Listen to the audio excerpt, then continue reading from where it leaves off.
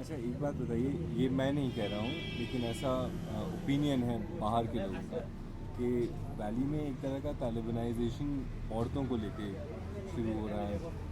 پچھلے کچھ دنوں میں اخباروں میں کچھ ایسے اسٹیٹمنٹس آئے تھے کہ عورتیں برقع پہنیں، بیوٹی پارلرز کو بھی بند کیا جا رہا تھا، عورتوں پہ ایسڈ پھینکا جا رہا تھا. تو یہ کہاں تک صحیح ہے اور اس سے عورتیں لڑ کیسے؟ اس پر عورتوں پر ہی ڈپینڈ ہے کہ وہ کس طرح سے اس کو ڈیل کریں. جبکہ ہم پچھلے کچھ برسوں میں ہم نے دیکھا، اب تو یہ پرانی بات ہو چکی ہے، پچھلے کچھ برسوں سے ہم نے دیکھا جب بھی کچھ ایسا ہوا تو عورتوں نے خود ہی اس کو فیس کیا. بیچاروں نے، وہ تو مسلمان ہے تو اس کو کسی دائرے میں رہنا پڑتا ہے، مگر اس دائرے میں رہ کر انہوں نے باقی اس پر اس کو اپنے آپ پر حاوی نہیں ہونے دیا. جو یہ زور تھا اس کو اپنے آپ پر انہوں نے بالکل ہی حاوی نہیں ہونے دیا.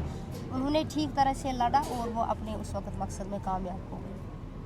مگر دائرے میں رکھنے کے لیے ظلم کیا جائے یہ صحیح؟ نہیں، ظلم کہاں سے آتا ہے؟ ظلم تو ہمارے حضرت صلی اللہ علیہ وسلم ہمارے پیغمبر تھے، پیس بی اپان ہم، انہوں نے کہا کہ عورت پر ظلم بالکل ہی ناشائستہ سلوک ہے، عورت پر ظلم نہیں کیا جا سکتا ہے.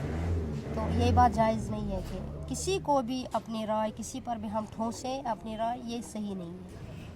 ہاں، کیونکہ اس طرح کی باتیں چھپی تھیں اخبار میں، لیکن دیکھنے میں تو ایسا نہیں ہوا ہے کہ ایک دم سے سب لوگ برقع پہننے لگے ہوں. تو وہ جوش اور وہ اس خوف سے لڑنے کی طاقت عورتیں کہاں سے لاتی ہیں؟ یہ کشمیر کا پرانا کلچر ہے، کچھ ہسٹری میں ہے؟ کیونکہ لگا یہ تھا کہ ایک دم سے ہوگا افغانستان کی طرح یہ سب برقعے میں آ جائیں گی، لیکن ایسا کچھ نہیں ہوا. عورتیں پھر بھی لڑکیاں اللہ تعالیٰ اسکول کا کرم تھا، خدا نے ان کے دل کو یہ جذبہ دیا لڑنے کا. ہم تو اس کو کہیں گے کہ اللہ کا ہی یہ سارا کچھ تھا، جو ان کے دل مضبوط ہو گئے اور انہوں نے یہ فیس کیا اور اس میں انہوں نے کامیابی حاصل کی. ایک آزاد پرندہ ہے اور اس کو آزادی سے اٹھنے بیٹھنے کا یہ حق ہے.